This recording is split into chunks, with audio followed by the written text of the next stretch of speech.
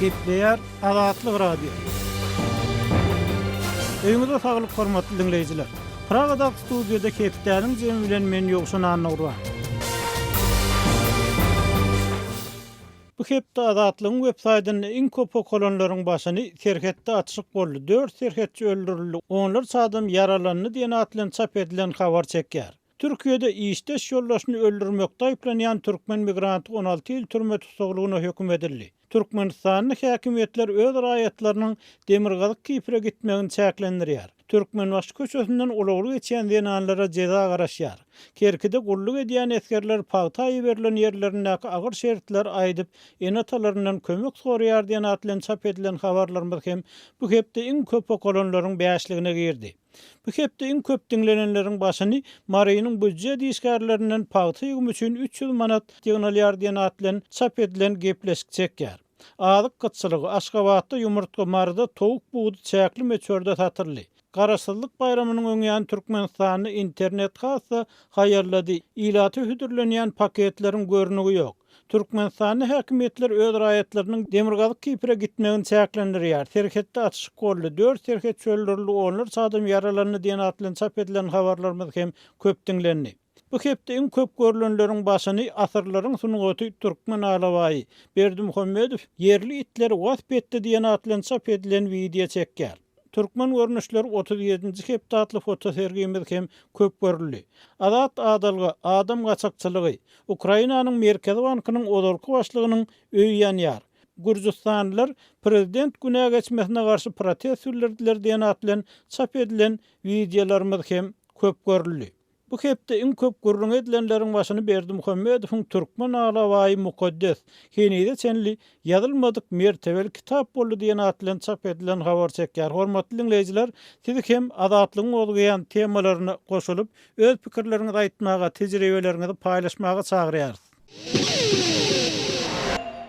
Gepleýär Azatlyk radiosy. 16-27 sentýabr aralygynda Polşanyň paýtagty Warşawada Ýewropanyň adam hukuklary we demokratiýa boýunça iň uly ýyllyk konferensiýasy geçirilýär. Ýewropada howpsuzlyk we hyzmatdaşlyk guramasynyň demokratiýa we adam hukuklary institut tarapyndan gurulýan çäre Türkmenistanyň resmi delegasiýasy bilen bir hatarda Aşgabatdan gelen garaşy jurnalist Döwletmurat Ýaguliýew, daşary ýurtlarda ýaşaýan türkmen raýat aktivistleri, hukuk goraýjylar hem gatnaşýar. Azatlyk radiosy bu çäre gatnaşýan we onuň mejlislerine çykyş eden türkmen aktivisti Bolgariýada ýerleşýän türkmen Helsinki toporunyň başlygy Täjigül Begmedow bilen söhbetdeş boldy.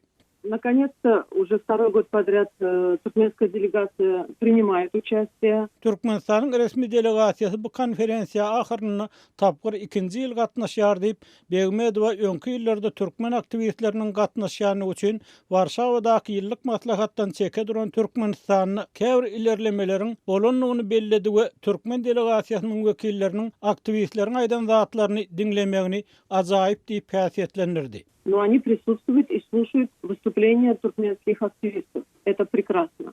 Biz maslahatyň 1-nji we 2-nji günlerini Metduada zatlygy pikir we hereket zatlygy barada çykyş etdik. Men çykyşlarymyň birini resmi türkmen delegasiýasyndan faktlar boýunça anyk we jikmejik gurrun etmeklerini haýyş etdim. Sebebi ýagdaýy düşündirende umumy sözler aýtmak bilen çäklenýärdi.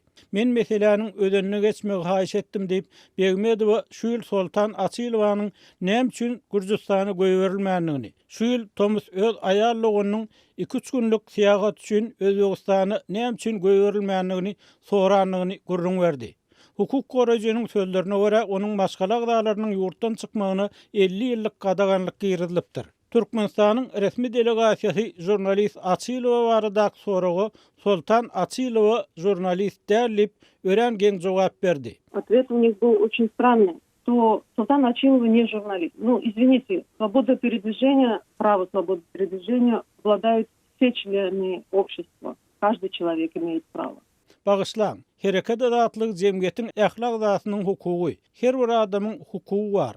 Onu meniň doganym näme üçin ýolundan sakladyňyz diýen soragma bolsa, hiç bir jogap kem alyp bilmedim diýip Begmedowa Azatlyk radiosy bilen telefon söhbetdeşligini aýtdy. Şeýle de Begmedowa türkmen resmiýetleriniň häkimiýetiň ýokary gatlaklaryna çözülmedik meseleler boýunça dörýän soraglara hemişe jogap berip bilmeýänliklerini bellädi. Hukuk goraýjynyň ýene bir soragy bolsa, Azatlyk radiosy bilen hyzmatdaşlyk edýän wagtynda türkmen häkimiýetleri tarapyndan gümürtük aýplamalar esasynda tutsak edilen we türkmen türmesinde aýdyň bolmadyk şertlerde ýok bolan Ogul Sapar Muradowanyň adynyň aklanmagy bilen bagly boldy. Второе, что я затронула, это решение Комитета ООН по правам человека относительно реабилитации имени журналистки Огул Сапар Мурадовой. У меня вопрос стоял о том, что туркменские власти делают в этом плане. Ol Türkmen delegasiýasyndan jurnalist Ogul Sapar Muradowanyň adynyň BMG'nyň Adam Hukuklary boýunça komitetiniň kararyny talep edilişi ýaly şu wagtda senli näme üçin aklanylmagyny, bu mesele boýunça häzir näme iş edilýändigini soranlygyny aýtdy. Hukuk goraýjynyň bu soragyna türkmen tarapy biz Birleşen Milletler Romasyna jogap berdik, şu hem ýeterlik diýen manyny jogap beripdir. В официальном ответе прозвучало, что мы отвечали ООН, и этого достаточно. BMG'nyň komiteti bolsa Türkmenistandan olan jogabyny esaslanyp, şonuň esasyny Ogul Sapar Muradowanyň adynyň aklanylmak zerurlugy. Bu karar boýunça beýlek proseduralaryň ählisiniň berja edilmek zerurlugy hakynda karar çykart diýip Begmedowa Azatlyk radiosyna aýtdy.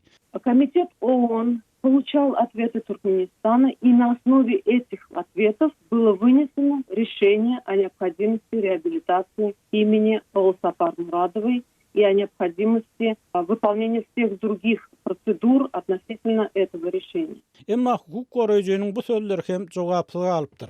Türkmen hökümeti Ýewropa sudynyň Ana Durdy Hajiýewiň işi boýunça çykaran kararyndan hem habarly.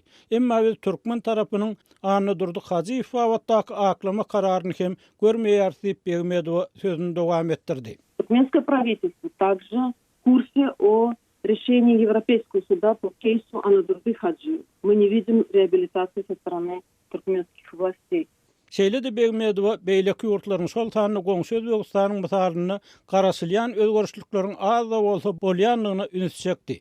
Islam Kerimow ýogalyndan soň häkimiýet başyna gelen Şawkat Mirziýowyň öňkü rejimde ornuny ýurtdan gidenleriň ählisiniň ýygyna ýurduna gelip biljekdi barada aýdan sözlerini ýatlatdy. Мы понимаем, что режим Туркменбаши наломал много дров. Это все прошло. Нужно уметь начинать жизнь сначала. И это был наш призыв к туркменской делегации. Biz düşünýär, Türkmenbaşynyň rejim bahalyna köp edenetdirip gorly. Emma ol döwür geçdi. Durmuşy täze sahypadan başlamaly. Bizim türkmen delegasiýasyna çağırşymyz hem şundan ibaret boldy. Şeýle de biz Demokratiýa we Adam Hukuklary Institutunyň dialog üçin meýdan döredýändigini, beýleki döwletleriň, Gazagystanyň, Özbegistanyň, Täjikistanyň, Kyrgyzstanyň resmi delegasiýalarynyň bu ýere gelýändigini we mejlislerde çykyş edýändigini, şol wagtda Gazak, Özbek, Täjik we Kyrgyz aktivistleriniň we jurnalistleriniň, oppozisiýa wekilleriniň bu ýere gelip çykyş etmekleriniň kadalyr zat hökmüne kabul edilýändigini aýtdyk. Dialogdan, ýagny çykyşlardan soň olar resmi delegasiýanyň wekilleri de aktivistler hem ara kesme çykylanyny bir-birek bilen salamlaşýarlar, gujoklaşýarlar, begenip şatlanyp gülüşýärler. Bilelikde çay içmäge diýerler. Emma türkmen delegasiýasynyň agdalary hemme kişiden gaçýar. Это очень некрасиво показывает мою родину, мою страну. Bu meniň ýurdumy ören gelşiksiz ýagdaýda görkezýär diýip Begmedowa Azatlyk radiosyna aýtdy. Şeýle dol Gürmatar ýurtlarynyň delegasiýalarynyň wekilleri türkmen delegasiýasy näme üçin beýle diýip soranlaryny özüniň utanýanlygyny hem sözüne goşdy. И когда приходят западные дипломаты и спрашивают, почему так ведет себя туркменская делегация, мне стыдно, я не знаю, как им ответить. Gepleýär Azatlyk radiosy hormatly dinleýijiler, hepdeniň jemini raýat aktivisti Nur Muhammed Hanaňyw bilen söhbetdeşlik esasynda dowam etdirýär. Habarlardan ma'lum bolýaly, Türkmenistanyň 13-nji sentýarda geçirilen hökümet mejlisiniň dowamyna nowatdaky korrupsiýa fakatlarynyň üstü açyly ýyl kesilen jeza berilen adamlaryň teletowasy görkezildi. Şoň bilen birlikde de olardan konfiskasiýa edilenligi aýdylan emlaklar, pullar, serişdeler, zaýlar görkezildi. Şoňlan birlikde Türkmenistanyny wagtyl görkezleýän şunuň ýaly teletowalaryň o diýen netijesiniň ýokdugy korrupsiýanyň dowam edýänini gaýdylýar. Ikinji tarapdan Türkmen häkimetleriniň şeýle teletowany garaşsyzlyk bayramynyň öň ýanyndan görkezmeginiň sebäbi näme diýen soraglar dörýär. Biz bu barada pikirini aýtmagy Nur Muhammed Hanawdan haýyş edýär. Nur Muhammed, siziň pikiriňizçe bu nämäniň alamat? Birincisi ýokşan men aýtjak bolýanym ýa-ni Singapura ziýarety barada intervýu alypdyň menden. Dogry. Şonu ýa-ni korrupsiýa meselesini galdyrdyk. Demek radyan etýän ýa-ni perezatçylary boşuna geçenok, dinlenýän borçymly. Ýa-ni tutdawatyň sebäbiniň bir sebäbini aýtjak bolýan. Ýa-ni şoň üçin bilem şo Singapurdan alyan tecrübemiz bilem korrupsiýa garşy hereket etýär, partiýa diýip görkezmek üçin edilýän hereketler bu kadýan. İkinciden o hakykatdan ýa-ni garaşsyzlyk bayramynyň ýa-ni onuň ýa-ni halk maslahaty geçiriljek, bir topar märekeler boljak. Şo ýerden Türkmenistanyna da bir tertip düzgüne edilýän ädimler diýip görkezjek bolup edilýän hereketler diýip bakana şo diýip pikir etýän. Ýöne umumy bu zatlar ýöne bir bölüjüni edeniň bilen tutuş Türkmenistanyna düzelmeýär. Onu etjek bolsaň hakykatdan korrupsiýa garşy görüşjek bolsaň, onu dowam etmeli. Düýpli hemme ýerden bizine bir ministr aýrdyk ýa bir nämäni zawodyň direktoryny aýrdyk ýa ýene muftiýini aýrdyk diýen bilen bir kişi adam basany bilen o korrupsiýa düzelmeýär Türkmenistanyna. Hakykatdan korrupsiýa garşy hereket etjek bolsalar, bu dowamy bolmaly.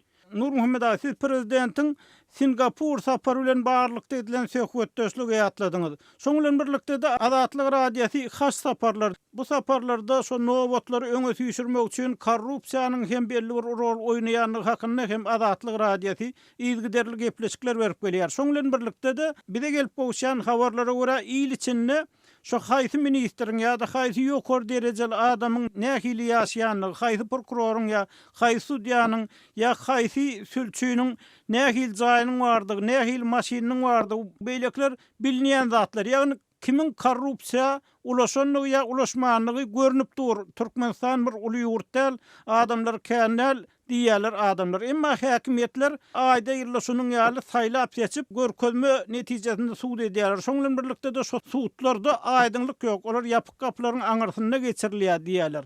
Indi şu ýagdaýlardan soň, şu bilinýän zatlardan soň, ýöneköý adamlaryň hem şoňa düşünýänligi belli bolandan soň, türkmen häkimetläriniň bu praktikan dowam etdirmekleri nämäniň alamaty? Türkmen häkimetleri ýa ýyl içindäki pikirler bilen oklarmy? Ýyl içindäki ýagdaýy gaty gowulýar Türkmenistanyň hökümetem, prezidentim ýöne öňüm bir näçe aýdypdy. Türkmenistanyň hakykatdan halkyň alajasyny edilýän bolsa, onu o ýagdaýlary bilip çäre görülürdi. Ýöne şoň üçin bu edilýän hereketler ýöne iň bolmanyna meselem Azatlyň ýa-ni Türkmenistanyň içinde däl, başga ýurtlarda da dinlenýär, halkara guramalarda da belli dinlenýän ýürit organlar bar, ondan netije alýarlar. Şoň üçin men diýjek bolýanym, siziň etýän işiňiz boşuna geçenok. Inni şoňa garşy biz çäre görýäs, etýäs diýip görkezmek üçin edilýän hereketler.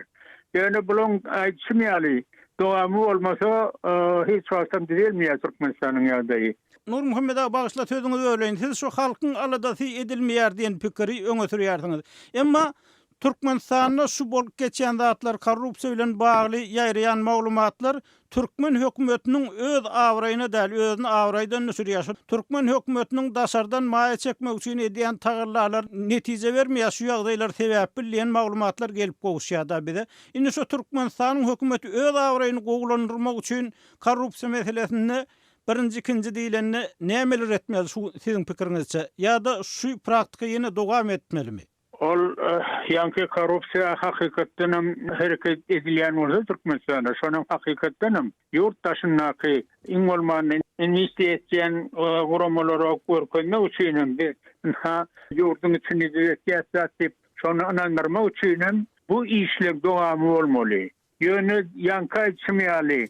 Bir kısana adamı basıp biz korrupsiýa garşy hereket etýäs diýip Onun bunun sonu bolmasa, onu hiç kime buna inanmadan investitorlarım umumi topmasana investisiya etmek kopludyny şu düşüncesi bilen galar.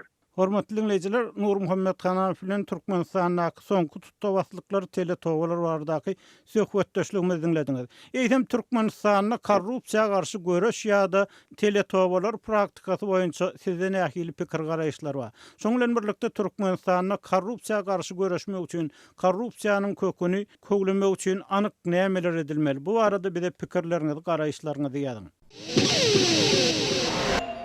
Gepler Azatlyk radiosu. Hormatly dinleyijiler, hepdeniň jemini owgan nepderimiz bilen dowam etdirýär. Habarlardan ma'lum bolýar, Owganistanyň howpsuzlyk ýagdaýlary ýaramazlygyna galýar. Barhakan adam helakçyligi hakynda habarlar gelip bolýar. Şoň bilen bir wagtda Owganistan prezident saýlawlaryna barýar. Prezident saýlawlary ma'lum bolýarly şu aýyň aýagyna 28-nji sentýarda geçirilmeli. Bu prezident saýlawlaryna 20 golay kandidat bäsleşýär. Eýsem bu saýlawlar bilen baglykda Owganly türkmenleriň arasynda nähili işçilikler bar. Biz bu sorawy Kawullaka barçymyz jurnalist Şaýmerdan uly murada berýär. Prezidentlik üçin saýlawlara Owgan türkmenleri hem gatnaşmak üçin taýýarlyklar görýärler.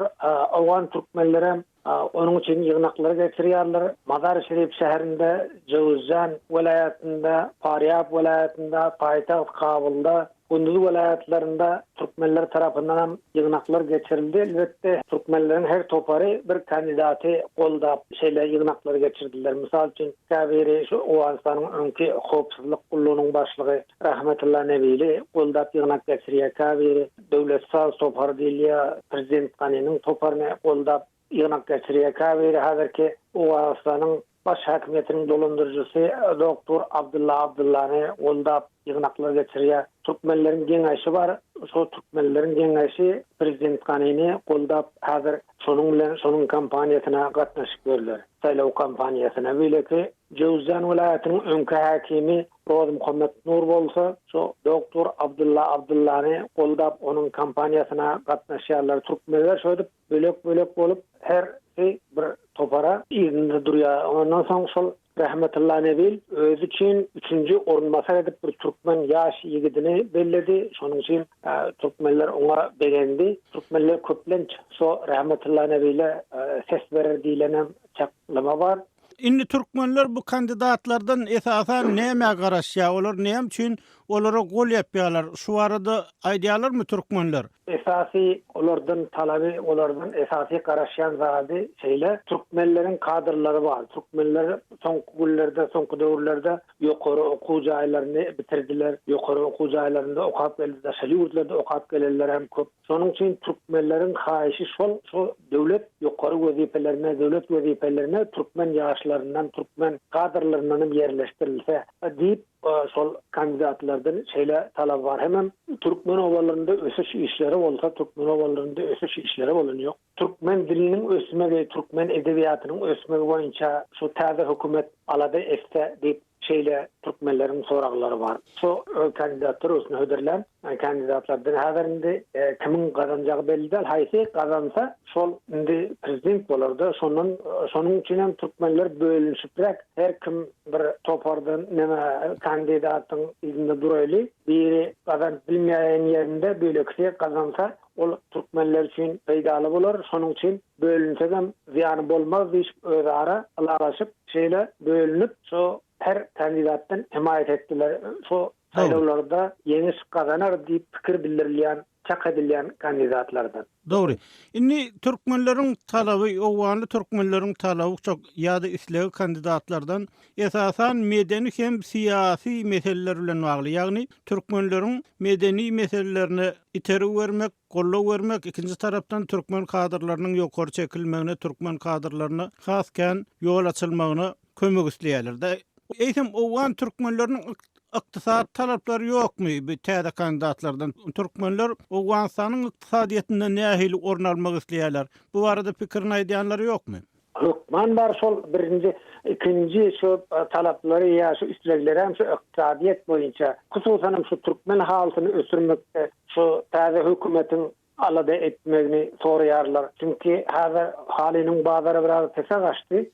Şoňa bazar tapsa, şo Türkmen haltyna bazar tapylsa Türkmenler üçin köp. O da Türkmenler umumyň şo Awganistanda halda okýarlar. Son halda okýanlygy üçin şo halinin bazary östürilse, soň beýleki ykdysady karhanalar, zawod, fabrikler Türkmenler ýaşaýan ýerlerde de gurulsa diýip şeýle talapları var. Onu öňünden bir ılalaşyp, hatta şu kandidatyň öňünde ýazyp goýup soň onuň himayet etdiler şeýle. Bir näçe maddeden, bir näçe bölümden ibarat talaplaryny ýazyp, mana şeýle bizim talaplarymız var. Şol talaplara sen lebbey diýjeksin, soňa boyun boljaksın, biz seni himayet etjek diýip söýüp ılalaşyp, hatta himayet etdiler hemmesini. Şu himayet eden kandidatlarından Türkmenler, şu iqtisadi uğurdan, medeni uğurdan, dil uğurundan ve Türkmen kadrlarını yerleştirmek uğurundan, hemmesi uğurundan şu kandidat bilen alalaşandan son şu onu himayet edip başladılar. Şimdi şu kandidat tarafından elbette geçirilen yığınakları için kömeden beriliyor. Misal için Cevizcan'da, Mazar'da ya başka ovalarda geçirilen yığınakların harcını şu kandidat veriyordu. Sonra son iyili saýlawlara gatnaşmaga çağırıp ýaşullar Türkmeniň öňe düşenleri şu iyili saýlawlara köpçülik bilen gatnaşmaga çağırýarlar. Emma Awganistanda hususan Demirgazyk Awganistanda howpsuzlyk şertleri soňky günlerde hasan yaramazlaşdy. Şonuň üçin saýlawlara halk köpçülik bilen gatnaşyp bilmez diýen çaklama var. Talibanlar hem halky saýlawlara gatnaşylmalyga çağırdy. Eger saýlawlara gatnaşsaňyz onda son gili etmem diyen hayvat attı. Sonun için ova yerlerde saýlawlara kan gatnaşyp bilmeliler mükadip çakadylýar. Ova yerlerde şu jemçiler hareket edýärler Türkmenleriň ýaşaýan owalarynda. Sonun için Türkmenlerden o dünýäli köp saýlawlara gatnaşyp öz seslerini ulardan bilmezler. Saýmerdanuly ýene bir sora bermek isleýärin. Ma'lum bolýar Türkmenistanda şu wagtçenli azad erkin adalatly hasaplanýan ýagny halkara ölçegler boýunça saýlawlaryň geçirilmänini gaýdylýar. Emma Awganistanyny halkara gözegçiler hem gelip bilýär, umumyň howpsuzlyk aladalaryna garamadan saýlawlary has gowy geçirmäge finansiýerler şoňulyň birlikde bu urdaky galplyklar hem deriňelýär, galplyga ýol beren adamlara çärek hem görülýär. Eýsem Awganistandaky nowatdaky saýlawlaryň azad erkin geçmek mümkinçiligi barada nähili aladalary bar? Awganistanyň şo saýlaw komissiýasy we saýlaw topary, şol saýlaw topary Awganistanda geçiriljek prezidentlik saýlawlarynyň azat erkin geçirilýekdigini aýdýar. Azat erkin geçirmek üçin hemme çärelerin görülendigini habar berýär. Şoňa halkara gözegçileriniň synçylarynyň gatnaşyk gaýdylýar. Halkara gözegçiler hem oňa çağıryldy. Yerli gözegçiler, synçylar hem oňa gatnaşýarlar. Saýlawyň azat erkin geçirilmegi üçin indi şu tamam Awganistan boýunça şu saýlawlaryň geçirilmegine halkara gözegçilerim gözegçilik etmeli. Şoňa garamazdan Awganistanda geçiriljek prezidentlik saýlawlarynda galpyklar bolar diýen gorku bar elbetde. Çünki şu howpsuzlyk ýagdaýlaryndan peýdalanyp ýa beýleki uğurlardan peýdalanyp käbir kandidatlaryň galpyk etmegi mümkin diýilen gorkular bar ýöne. Şu saýlaw komissiýasy günde şu metbuatda çykyş edip galplyklary ýol berilmejekdigini aýtdy. Onuň üçin çäreler görülendigini biometrik diýip şeýle sistemleriň ýola goýulandygyny aýtdy. Şeýle çäreler görüldi elbetde. Onuň üçin ýöne näme-de bolsa pulum işleýär Awganistanda. Eger pul nire köprek haýsy pul köprek harjatsa şol pikirler bar. Şonuň üçin hem häzirlikçe kimin ýeňiş kazanjakdygy belli 18 dagy kandidat bar ýöne şolaryň arasynda bir 3-4 öňde barýar häzir. Hormatly dinleyijiler, Kawulla habarçymyz Saýmerdanuly Murady bilen Awganistanyň prezident saýlawlarynyň öňü tirasyndaky ýagdaýlary barada söhbetdeşligimizi dinlediňiz. Şonuň bilen hepdeniň zemini geçirip gotarýar. Azatlygyň tolkunlaryndan aýrylmaň.